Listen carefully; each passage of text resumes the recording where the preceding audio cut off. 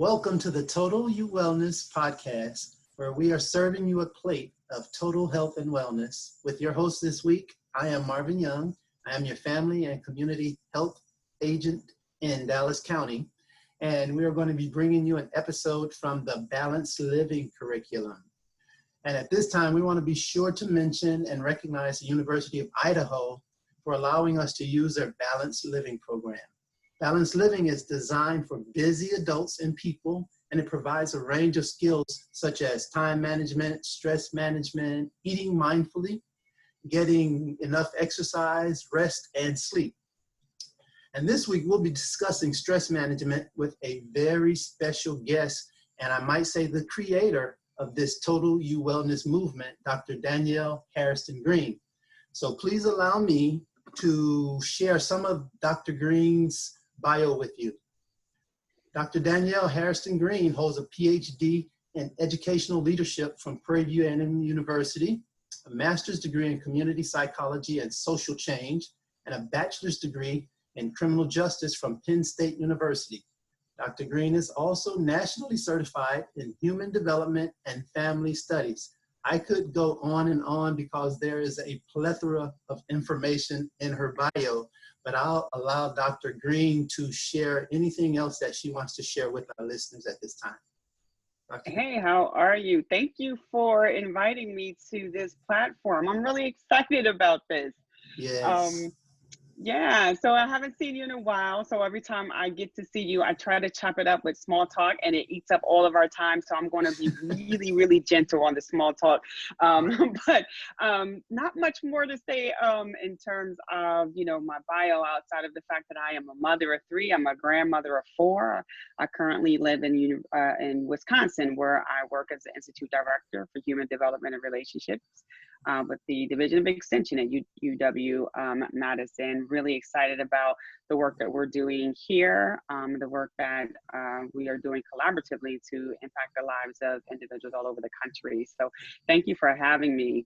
Oh, it's my pleasure. And I do want to talk a little bit about that Wisconsin thing just, in a few more minutes. But Okay. to get started, I want to ask you a certain question. I want to know, how does it feel to see something that you started, a creation, a baby of yours, to see it still alive and growing? That, is exciting. That's one of the things as a leader that you always hope that when you're implementing new innovative ideas and approaches to do great work in your community, that when you step away from it, that it continues to thrive and it continues to grow. And it's always room for new innovative minds to jump in there and craft it and create, it in a way that works best for them. And sometimes, you got to step away and let other people jump in there and add their salt and pepper to it. So it's really humbling and encouraging that the work is continuing, and it's makes me feel really good, really proud. Good, very good. And we appreciate you giving us the stepping stone to continue what you started.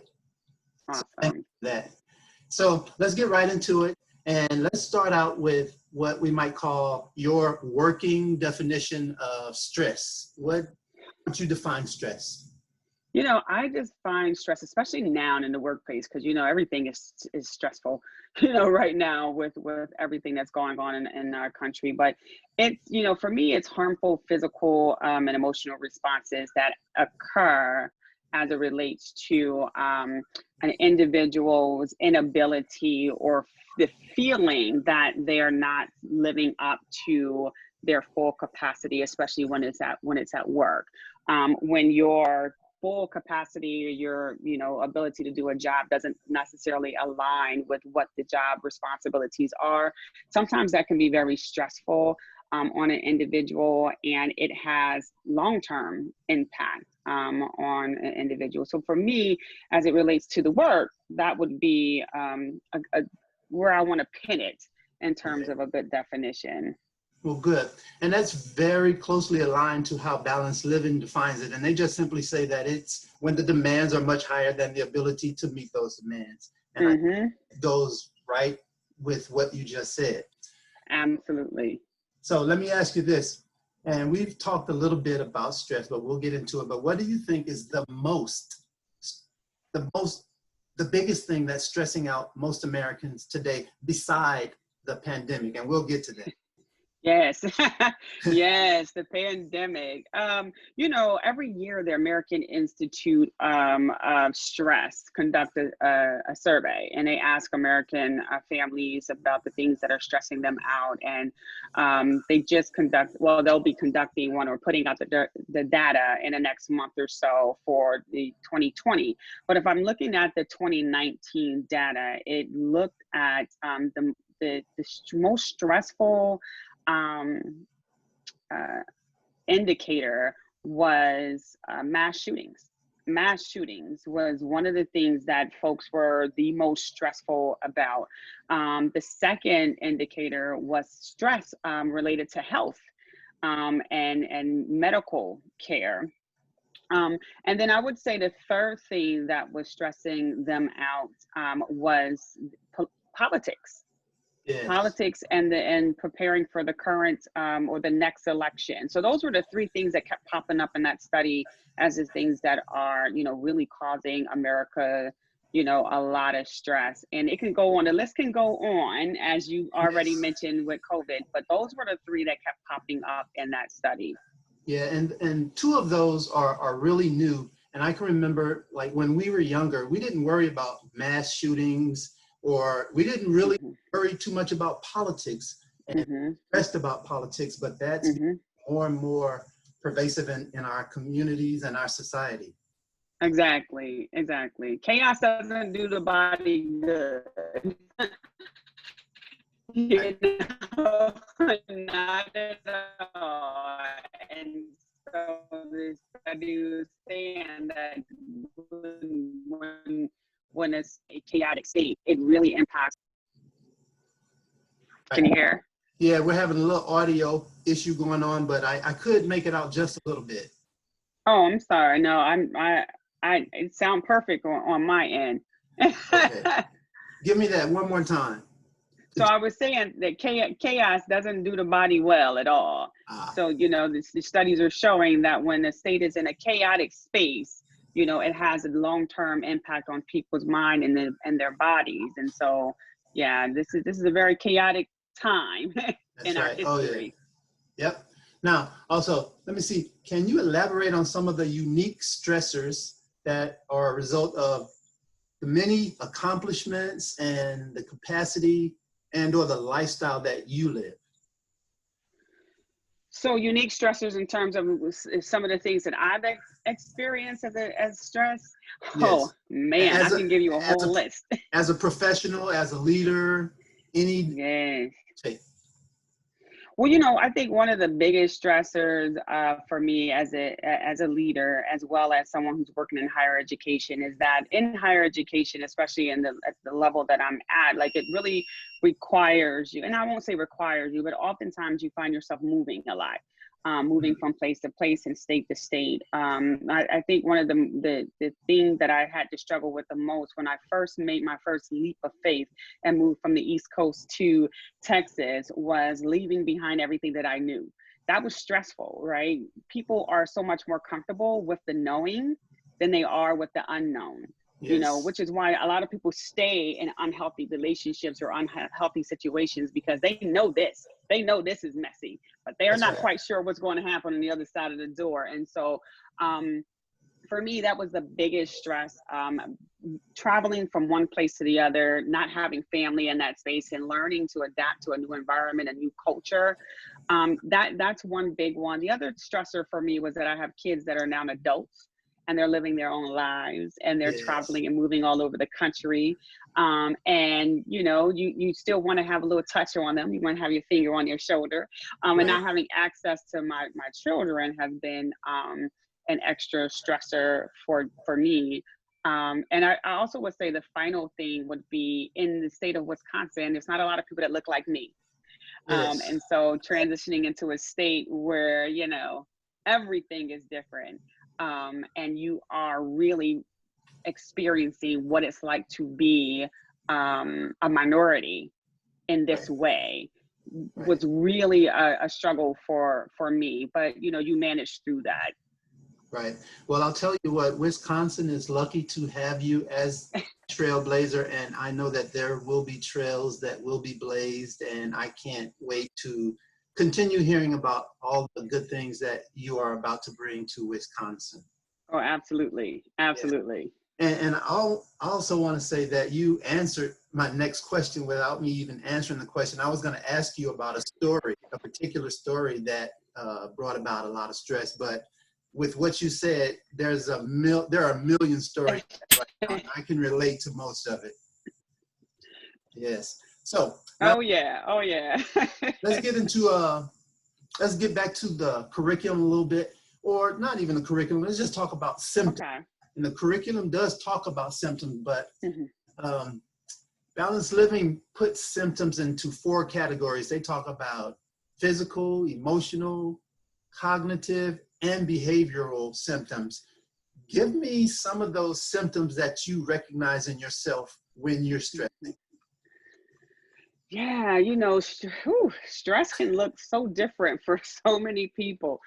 For me, I recognize, and it sometimes it takes a while for you to pinpoint like when you're experiencing stress, because sometimes people are in it so much that it becomes just this regular thing that's happening and they don't realize that that's a stress trigger. And Right. so for me, I recognize that when I'm stressed, I get a lot of shoulder tension. When Ah, I'm stressed, it also triggers headaches. And I've had chronic headaches since I was 18 years old. And ah, I find that when I'm in a stress mode, it exacerbates my migraine symptoms. okay. So that has been, something that I've had to maintain and manage, through medication and things like that over the years, the migraine itself. But keeping it from being too heavy for me to deal with in terms of multiple headaches or migraines throughout the weeks, because there's a huge difference between having a headache and having a migraine. And Yes, so indeed. so so those are 2 of the things. Stress in my shoulders Okay. is something that is a symptom for me, and then triggering migraines is Yes. another one. So mostly physical for you. Yes, mostly physical. Okay. And I know that the curriculum talks about cognitive, such as being indecisive, difficulty remembering things. They talk about behavioral, like, Yes. and Yes. this one, the next one might be a biggie for a lot of people. Some people eat more, some people eat less. And I don't know which gender might do one or the other. I'll leave it alone. Yeah. So, Leave that alone. But stress eating is a big deal. Like people, it's like they indulge in comfort food. That's what they do. Some people do stress shopping. I know that you've yes, heard people say I need retail therapy. So when they're stressed, they go grab their purse, they grab their wallet, grab their keys, they go do some retail therapy. So because that calms them. But yeah, stress eating is the big one. yes. When people are kind of dealing with really unbearable situations. That's right. And then the last one we didn't talk a lot about, but there's the emotional, and that's me. And I am very introverted and I'm very moody, especially stressed. I shut down, I withdraw, and I become very easily agitated. A lot of people do Right. that, but it's real. And I am having to become more and more aware of that so that I can deal with Right. I can't imagine you being agitated. I cannot even fathom what that would look like. it. Well, I should go into acting because a lot of people do the same thing, but I deal with it, and I try not to bring it outside of, my little environment. Right, right. I can be the And best person that I can be. Go ahead. And we try to encourage our young people, and even, our more seasoned individuals like ourselves. Like, oftentimes when we're dealing with stress, we're dealing with disappointment, and we're dealing with trauma in our lives, like we do hold that in. We do try to keep that for us to kind of self-reflect and, deal with it, or keep it in our homes. But, sometimes that causes more trauma for us. So I'm always encouraging people that if you're feeling those stressful, situations happening in your life, like walk into it, right? Walk fully into that stress and try to understand where it's coming from and how can you manage it and who do you need to talk to, because the alternative could happen. People can get so overwhelmed and so consumed by it that, you know, they start doing harmful things to themselves. And so I'm always encouraging people to not be afraid of the stress. Like, the stress is there, and some stress is good, some stress is bad. You know, it's how long you stay in that stressful state that makes a difference. Right. Okay. I agree. Now, getting back to some of the things from balanced living talks about uncontrollable stress, unimportant stress. They also talk about controllable and important. But I want to just focus in on the uncontrollable and the unimportant stress. How do you think you deal with uncontrollable and unimportant stress?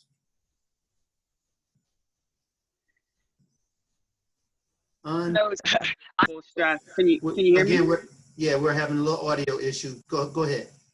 Okay, can you hear me now? I can hear you. Yes. Awesome. So uncontrollable and unimportant. You know, I mean, it speaks for itself, right? You can't control it, and it's not important, you know, enough for you to try to fight that bear. And so, you know, there's two options to deal with that. You're either going to accept that this thing is here, you know, or you're going to adapt to it. And so there's two things that happen in those things that you can't control. For instance, your child gets married to someone that you're not really happy with, right? You can't control it. It's happened.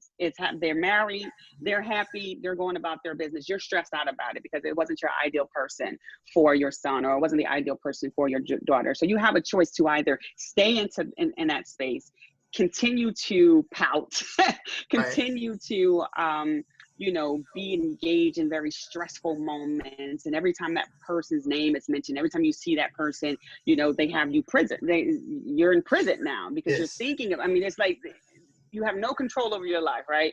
So those are things that you really can't, you know, control. And, you know, and will it even matter if you 3, 4, 5 years from now, will it even matter to you? And so you have to kind of put them in a place that it deserves to be put in.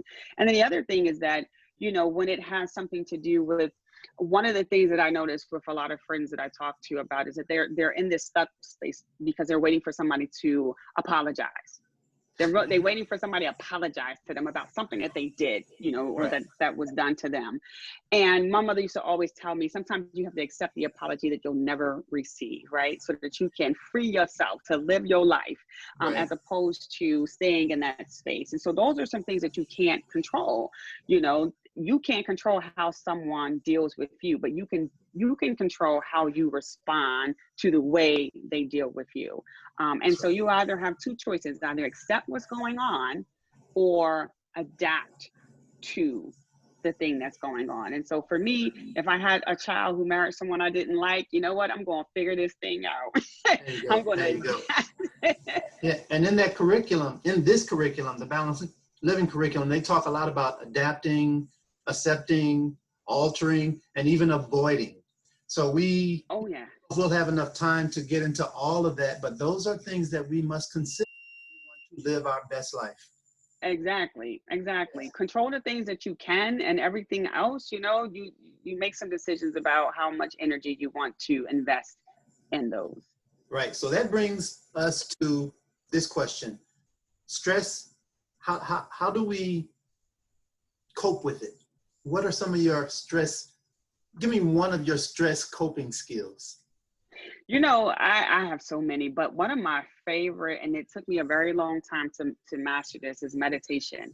I started meditating about 7 years ago. It took me 2 years to get to a point where I can actually meditate for 20 minutes without thinking about the bill I have to pay. I'll be in the middle of meditating, and then I'm like, oh, did I send that bill out? Like, it would happen all the time. And it took me 2 years to really master, like, being in that spot, finding my center, being calm enough to, you know, to go inside myself and relax. And so meditation for me has always been, at least for the past 7 years, been a go-to. And the other thing is that, you know, I'll take walks. I take lots of walks now when I just need to kind of get out and, you know, breathe some fresh air and relieve some of that tension that I'm, you know, holding on my shoulders. But those are the two things that I would say help me a lot. And for those people who maybe that's not their thing, maybe they don't want to meditate, maybe they don't want to go take a walk. I don't know what it Right. is. Pick up Right. the phone and talk to somebody. There you go. Sometimes helping someone else oftentimes through something that they're going through may, and in turn help you process through something that you're going through. So sometimes you just got to pick up the phone and talk to Right. somebody, and do some self-talk and help yourself Yes. through that process. That's right. And actually, that's one of the reasons that I believe so much in this curriculum. I don't want to be a hypocrite. I want to deliver information that is also good for me. And if I can give it out, I have to take it in. Exactly. I have to believe in it, and I do. Ex- And I'm sorry, go ahead. No, exactly. I feel you. It's like a product. Like you can't sell a product unless you believe in it, right? I mean, you can That's it. try, but if you don't believe in it, it's not going to last long. You're not going to be able to convince people for long. That's it. Now, really quickly, and I believe that what you just said will answer this question also, but just about the pandemic. Let's talk about stress pandemic and how you're dealing with the stress that we're all dealing with that COVID-19 brings. Yeah. For me, one of the biggest things was social isolation. Social isolation was so hard for me because I moved into a state where I didn't know anyone. I moved into a state where my children weren't there. And here I am, like, isolated into this space. And it was weighing heavily on me. And so I needed to find an outlet because I'm an extroverted person. I know you're introverted, Yes. so you probably was like, yes, and I'm to deal with people. Yes. Yes. But I'm ENTJ, right? So I'm Right. extroverted, I'm nurtured, all of those things. And so I'm Steve Jobs. Like I want to be out there, I want to touch people, Right. I want to connect with people.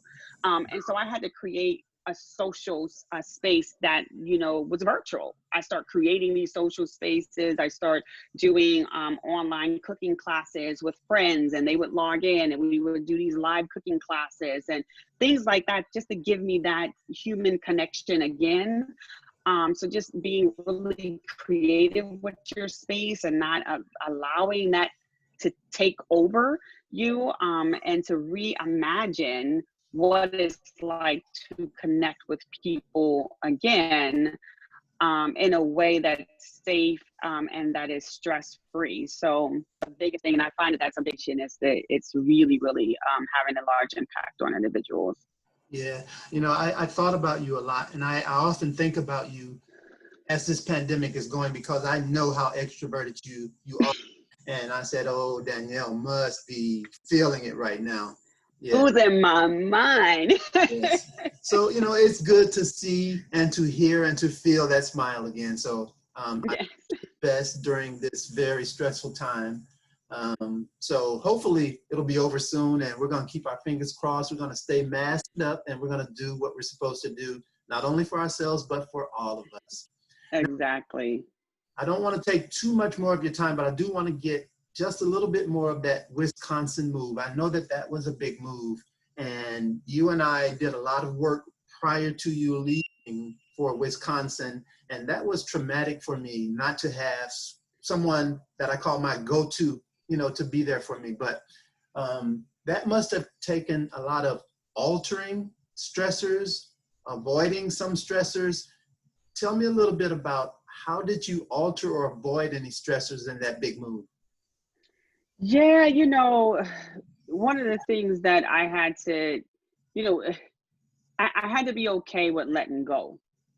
I think, making a decision to relocate like that, you have to be okay with letting go. Folks will say to me like, oh my goodness, like what would make you leave Texas to go to Wisconsin of all the places, right? I knew that there was something that was needed to be accomplished in Wisconsin. I knew that I was the right person to do that.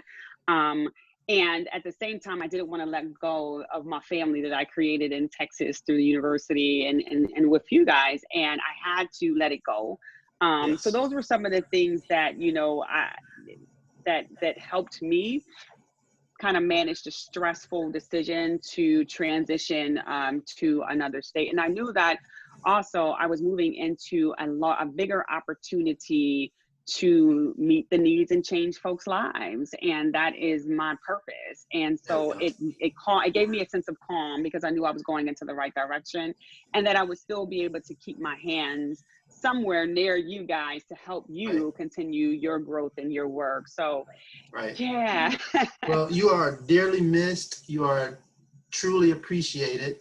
And I think I'd be remiss if I didn't say that there are those of us who may not be aware when we're stressing. They may not understand stress. But if at any time any of us are dealing with something that is just too heavy, please don't be afraid to seek professional help. And Mhm. seeking professional help can be it is a stigma in some cultures, in some households, in some individuals, but professional help can be that move that brings us where we need to be. So I didn't want Absolutely. to saying that. And finally, Absolutely.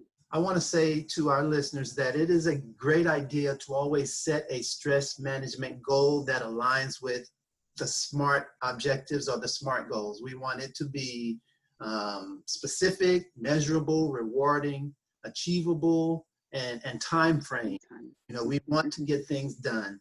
And as we're closing, I want to say, if you need more information or you want to book an agent to present the entire Balanced Living program, you can always email at mryoung@pvamu.edu. And you can also visit our website, www.pvamu.edu/CAHS/CEP. I know that's a mouthful, but It's a also, mouthful. Dr. Danny, is there anything, or is there somewhere that our listeners can get in touch with you so that they can learn some of the exciting things that are going on in your life? Absolutely. Please come check us out at extension.wisc.edu. That's extension.wisc.edu. We have some great information to share with our peers and our colleagues and participants across the country. We are also on Facebook, so please visit our UW Extension Family Living website. Just continue to go out in the community and embrace someone, because there's always someone out there waiting to be embraced. Continue to have open communication that will help alleviate a lot of stress, and continue to wear your face coverings out there. If you don't care about other people, please care at least about yourself. There you go. That's right. To stay safe out there. That's right. All right. So in closing, I want to say that I would be overjoyed if you would join us as we go through these next weeks and discuss other topics in the Balanced Living curriculum, as we will be serving you a plate of total health and wellness. We're signing out. I want to thank you, Dr. Danielle, and thank you to our listeners. Awesome. Thank you. Oh, you're welcome. Talk to you soon. See ya.